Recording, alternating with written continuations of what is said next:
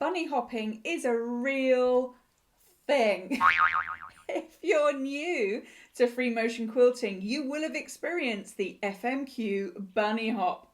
What am I talking about? It's when your needle hops when you start that first stitch with free motion quilting, but there is a very easy solution to overcome that, and I'm going to show you how to do exactly that in this video. I'm Kim, this is Quilt with Kim, you're very welcome. Let's go sort that problem out for once and for all. Here's what I'm talking about then. So when you starting free motion quilting, you've got your needle down, you've got your darning or free motion foot on, you're ready to go, and you put your needle down and you start moving your fabric. Can you see there? We've got big stitches and it hops. So you can see here that it's hopped forward. That one's about 1 centimetre, that's about 1.5 centimetres. It's hopped.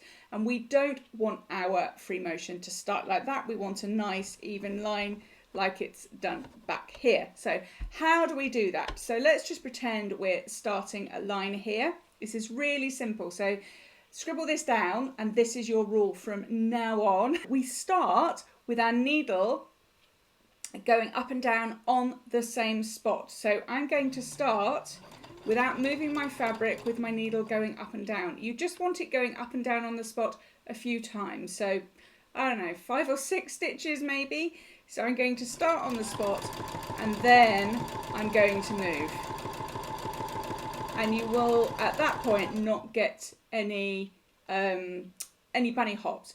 And you'll see there when I stopped, it's the reverse. So let me do that again. So I'm going to start on the spot.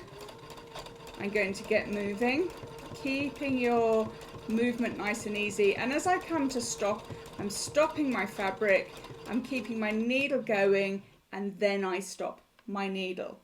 And when you do that, you'll find that you will not get any bunny hops at all. So, quick rule is you start with your needle, get that in and out the fabric a few times, then move your fabric.